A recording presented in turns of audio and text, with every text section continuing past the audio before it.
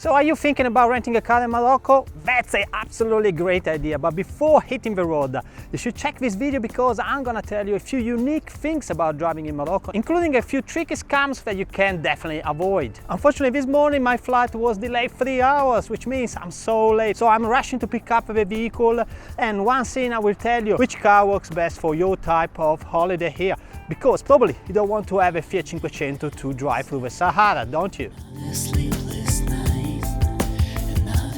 So what is the best car to rent here in Morocco? Well, if you visit the mountain or you plan to do some unseen roads, you need of course a four-wheel drive. Otherwise, just select the car that works best for you. So in this trip, for example, where we are exploring the coast, we decided to rent a mid-range 208 Peugeot, which works fantastically well. And it cost me only 20 euros a day, which was absolutely a bargain, I think. You can decide to rent the car from an international company or from a local company. Haven't tried both, I don't see much of a difference. If not, that the international company tend to speak more English. In saying that, I usually use an aggregator, which is an Airbnb for cars, where every single rental company is rated by the users, which is fantastic because you can understand before booking your car if a company is a bit fishy. Usually the rating is between 5 stars and 10 stars, and personally I never rent a car below 8. I'm gonna leave the link of this Airbnb for cars into the video description. Have a look, and if you find a good deal, just book it straight away because cancellation is free.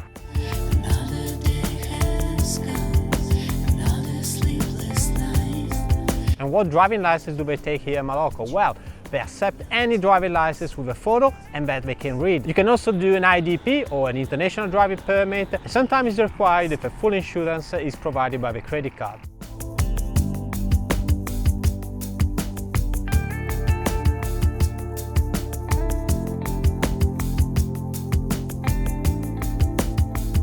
Another big tip I want to give you is to include a full insurance to your rented car. Usually when you rent a car, it comes with a collision damage waiver, and typically we put a deductible of $1,000, which is gonna cover, you know, the small scratches, the bumps, and things that may happen during a trip. So my first suggestion here is to check if your credit card covers this deductible. In that case, you don't need to do any full insurance. The other possibility is to do it when you are at the desk, but they're gonna charge you between 20 and $30 per day, which is a lot of money considering the cost of a rent. The other possibility is, for example, if you rent the car in the website I mentioned in my video description, you can add a full insurance for just 8 to 10 euros per day, which is absolutely a bargain and such a peace of mind for any trip that you do with a car.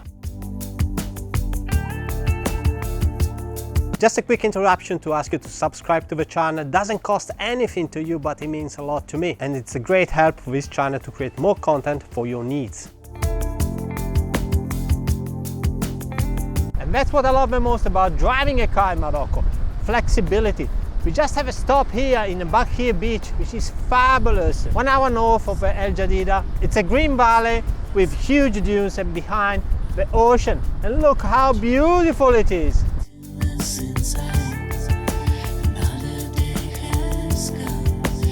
But should you rent a car or just take public transportation? Honestly, you can reach any place here in Morocco with public transportation. It's not a problem, but you have to budget in much more time. For example, I am here in Walidia, which is 3 hours by car from Marrakesh. But if you take public transportation, budget in a full day of traveling between buses.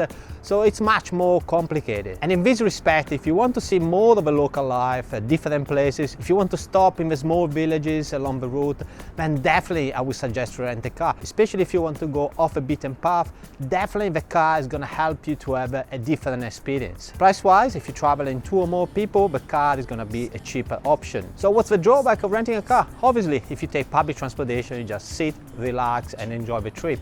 Meanwhile, with a car, you may feel a little bit stressed, but believe you me, once you leave the city, it's really easy going. And that's why I usually suggest when you arrive to the city, park your car, enjoy the city like Marrakesh for a couple of days, 3 days, and then go to the next destination.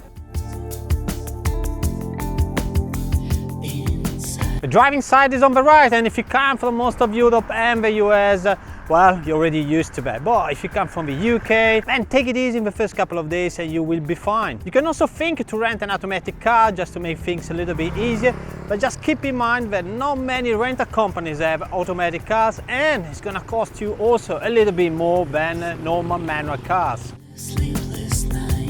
Roundabouts like this one on my back are very common in Morocco. So common that in places like Walida, where I am now, beautiful coastal town, there are only roundabouts but no traffic lights. And I must be honest with you, traffic runs so smoothly.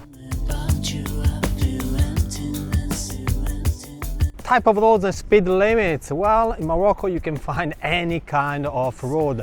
You can find highways where you have limits of 120 km/h, and these connect the major cities. Then you have country road where typically the speed limit is 80 km/h. You can have 1 or 2 lanes each way, very easy going. And then there are the secondary roads that quite often are as wide as one single lane. Usually these roads are quite empty and are used mostly by the locals. So if you drive there and you have another car coming, just slow down and stay on your right side.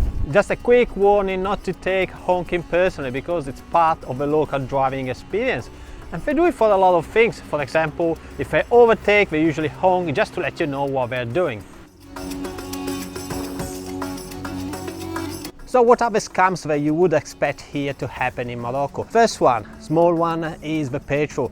Usually when you rent a car, you have to give it back with the same amount of petrol. So if you rent a car which is full, then you have to give it full. The problem is when you rent it which is not full, so you have to give it like for like, which is almost impossible. But this is really a small scam. Worst case scenario, you're gonna lose just a few euros. The biggest is more about scratches and bumps. They're gonna claim that were not there when you picked up the car. 2 easy ways to avoid this scam. First one, make photos and videos of the car when you pick it up. Plenty of them outside and inside. This is what I usually do when I pick up the car, and to be honest with you, in this occasion, for example, they didn't even mark the problems to the car.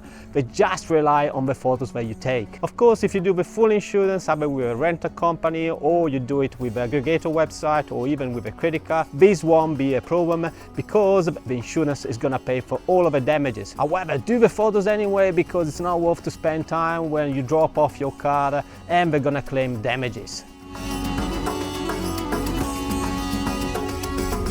There are plenty of petrol stations here in Morocco. You can look them up straight on Google Maps. And to be honest with you, there are actually much more that you can see on Google Maps. Especially on the main roads, there is one every 5 to 10k, so not a problem. I personally suggest to look for the petrol station once you have 25 to 50% of your tank. The petrol station are serviced, which means there is always somebody there putting the petrol inside the car for you. Cost-wise, it's very similar to US and Australia, which means much cheaper than Europe. At the moment, is 1.2 euros or around 1.3 US dollars.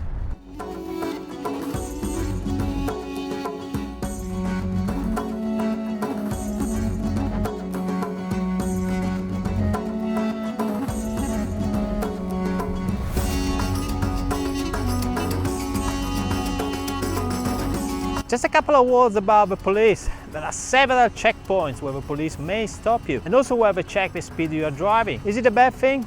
In my view, it's actually a good thing, because if there is plenty of police around, you're gonna be safer as a driver if you stick to the speed limits. I read on a few forums that sometimes they ask for the bribe. Honestly, I got stopped a couple of times.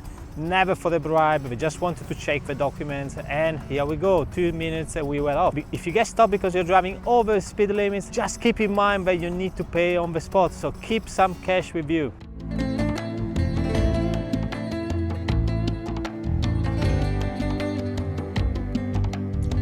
Parking in Morocco is not much of an issue, unless of course you visit the big cities like Casablanca, Marrakesh. But in that case, I really suggest to locate the parking areas before actually you approach the city, so you know where to go, leave your car and walk inside the old town. On a few destinations you have a parking keeper, which is basically a person that asks for the tip and they're gonna look after your car. They typically dress a blue vest or a yellow vest, so you can spot them straight away, but believe you me, they're gonna come to you in no time. Red and white, no parking here, mate. Not even like the locals do, hey? Blue and white, no worries parking.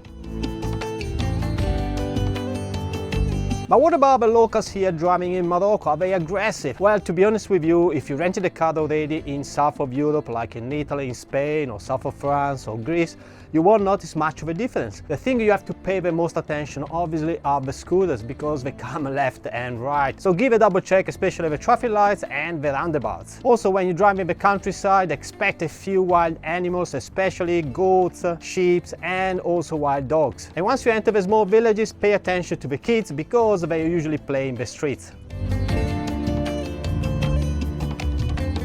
Another important tip is to check the sunset time, because driving a car in the night is probably not a good idea. There are a few reasons, of which there are some wild dogs on the road. The locals tend to ride a bike or walk on the street without any light, so it can be really dangerous, especially if you are in the countryside. If you are in a town, in a city, it's less of a problem. For example, I'm here in a town, you can see there are some street lights, not the best, but just enough.